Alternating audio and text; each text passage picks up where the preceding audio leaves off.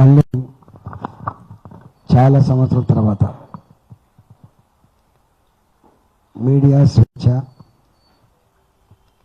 ప్రజాస్వామ్య పరిరక్షణ ఈ రెండు అంశాల మీద ఇక్కడ చర్చాగోష్ఠి జరపడం కొంత బాధ అనిపించిన మనకు తప్పదు కాబట్టి ప్రజల్ని, ప్రజాస్వామ్యాన్ని కాపాడుకోవాల్సింది బుద్ధిజీవులుగా మన మీద ఉంది కాబట్టి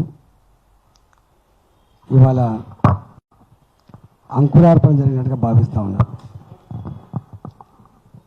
ఈ కార్యక్రమం నిర్వహిస్తున్నటువంటి వేణుగోపాల్ గారు, సాదిక్ గారు, దీనికి అతిథులుగా వచ్చినటువంటి రవీంద్ర రెడ్డి గారు, శ్రీనివాసరెడ్డి గారు, రవి గారు,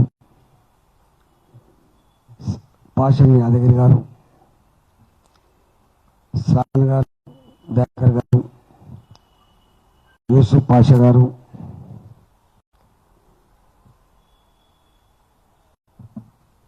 వేణు గారు, సురేష్ గారు,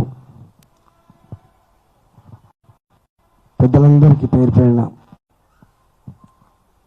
నమస్కారం. హుజరాబాద్ తర్వాత ప్రజానీకంలో మేధావుల్లో ఒక చర్చ జరుగుతూ ఉంది. ప్రజాస్వామ్యబద్ధంగా ఎన్నికైనటువంటి ప్రభుత్వం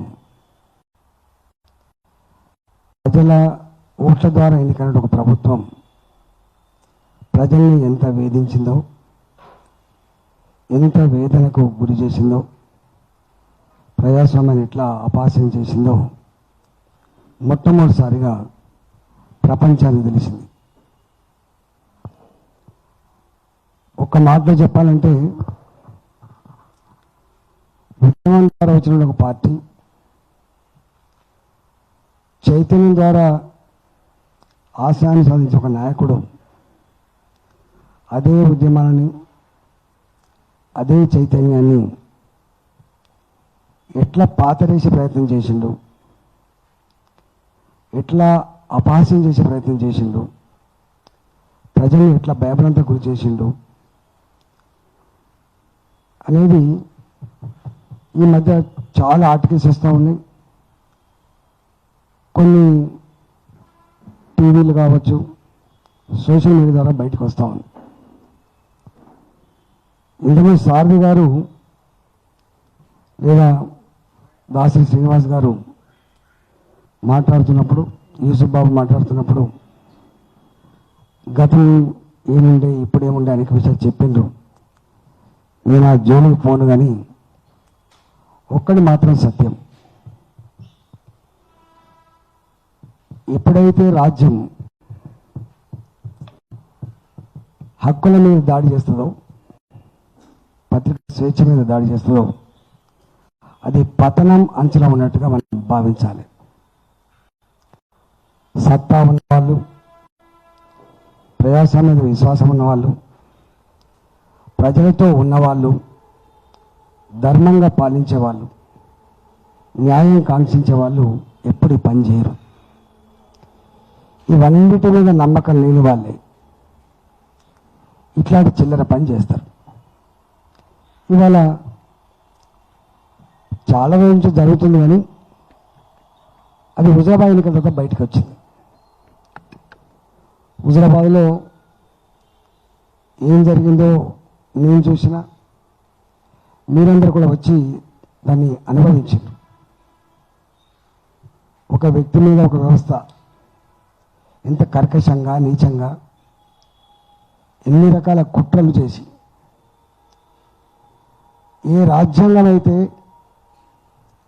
ప్రజలకు ఏ రాజకీయ పార్టీలో కొనసాగే స్వేచ్ఛ ఇచ్చిందో, ఏ భావాలను ఎక్స్ప్రెస్ చేస్తున్న స్వేచ్ఛ ఇచ్చిందో, ఆ రాజ్యాంగ మౌలిక సూత్రాల్ని అక్కడ పాతరేసింది. రెండవది ఓటు హక్కు అనేది దాని స్వయం హక్కు. అలాంటి ఓటు హక్కు మీద కూడా తప్పకుండా స్వేచ్ఛను హరించి ఆ హక్కుని, ఆ ఆత్మగౌరవాన్ని డబ్బుతో కొనుక్కునే ప్రయత్నం చేసింది, ప్రలోభపెట్టే ప్రయత్నం చేసింది. చివరికి ప్రభుత్వపరమైనటువంటి డబ్బుతో, జీవోలతో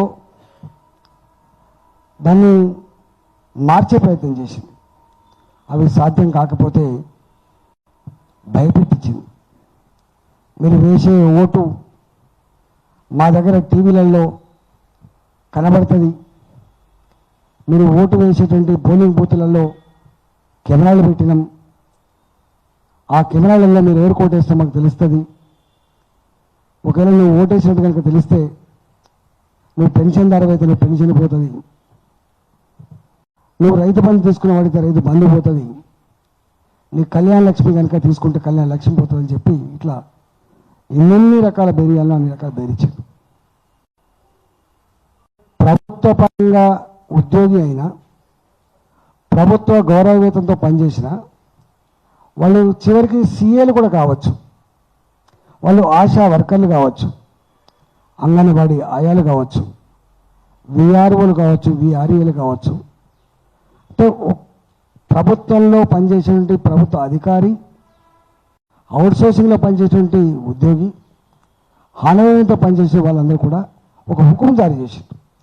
మీరు తప్పకుండా ప్రభుత్వానికే అండగా ఉండాలి, ప్రభుత్వానికే ఓటు వేయించాలి. చివరికి కండువలు కప్పుకొని, వాళ్ళ కండువలు కప్పుకొని ఇంటింటికి బొట్టు పెడుతూ ఓట్లాడినటువంటి నీచాన్ని కూడా మనం ఫస్ట్ టైం చూసాం. నేను స్వయంగా అనుభవించింది. ఒక ఆర్టీసీ ఉద్యోగి 20 ఏళ్ళ బంధం కాబట్టి మానవ సంబంధాల్లో భాగంగా నాకు చేయి కలిపోయాడు. ఆయన తీసుకుపోయి ఎక్కడో ట్రాన్స్ఫర్ కొట్టాడు. ఒక నాయకుడు, ఉద్యోగ సంఘ నాయకుడు వచ్చి కలిసిపోయింది, అన్న ఇట్లున్నామని చెప్పి. బంధుత్వాలు ఉంటాయి, ఫ్రెండ్షిప్ ఉంటుంది, మానవ సంబంధాలు ఉంటాయి. కలిసి మాట్లాడిపోయిన సస్పెండ్ చేసి పడేసిన ఆయన. అంటే ప్రభుత్వ పరంగా ఏ మాత్రం సంబంధం ఉన్నా వాళ్ళు కలిసిపోయినా, దండం పెట్టినా, చేయి కలిపినా వెంటనే ఇంటెలిజెన్స్ వాళ్ళు వచ్చేటోళ్ళు, వాళ్ళని కౌన్సిల్ చేసేటోళ్ళు. చివరికి ప్రభుత్వ ఉద్యోగం చేసే వాళ్ళని అయితే మీ కుటుంబ సభ్యులు కనుక ఆ పార్టీలో తిరిగినా, వాళ్ళకు బొట్టు పెట్టినా, వాళ్ళకు హారతి పట్టినా మీ ఉద్యోగం ఊడిపోతుంది. అంటే చెప్పాలంటే కొన్ని గంటలు పడుతుంది ఇట్లాంటి చిల్లర వేషాలు.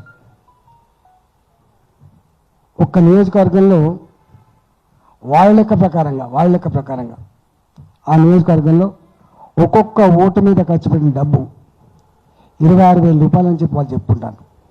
అంటే 600 కోట్ల రూపాయలు ఖర్చు పెట్టింది. 4,000 కోట్ల రూపాయల దళిత బంధు చెక్కులు కావచ్చు, పాస్ పుస్తకాలు కావచ్చు, రైతు బంధు రూపంలో కావచ్చు, లేదా గొర్రెల రూపంలో కావచ్చు, కుటుంబానికి 1,75,000 రూపాయలు చొప్పున కావచ్చు. ఇన్ని చేసిండు. అసలు ఇంకా గమ్మత్ ఏంటంటే కొన్ని చెప్పకూడదు, మన భాష కూడా మాట్లాడకూడదు. నువ్వు పలాని దగ్గర పుడితే పలానా కోటే అనేటువంటి చర్చ కూడా పెట్టింది. అంటే గింత నికృష్టానికి. అంటే ఒక మాటలో చెప్పాలంటే మెదడున్నవాడు కానీ, చైతన్యం ఉన్నవాడు కానీ, ఆత్మగౌరవం కలిగినవాడు కానీ, ప్రజాస్వామ్యం బతకాలని చెప్పి తపన పడేవాడు కానీ, ప్రజల పక్షాన్ని నిలబడేవాడు కానీ ఉండకూడదు అని చెప్పి శాసించే నీచమైన ప్రయత్నాన్ని ఒడిగట్టిండు కేసీఆర్. దాంట్లో ధర్మం గెలిచింది, ప్రజలు గెలిచిండ్రు, ఆత్మగౌరవం గెలిచింది, నియంతృత్వం, అహంకారం ఓడిపోయింది. హాయ్ ఫ్రెండ్స్, మా టుడే టుమారో యూట్యూబ్ ఛానల్ చూస్తున్నందుకు చాలా థ్యాంక్స్. మరిన్ని లేటెస్ట్ వీడియోస్ కోసం వెంటనే సబ్స్క్రైబ్ చేయండి. అలాగే ఈ బెల్ ని కూడా రింగ్ చేసేయండి. మా నోటిఫికేషన్స్ అన్ని మీ మొబైల్లో వస్తాయి. అలాగే మా వీడియోస్ మీకు నచ్చితే లైక్ చేయండి, షేర్ చేయండి, నచ్చకపోతే కామెంట్ చేయండి.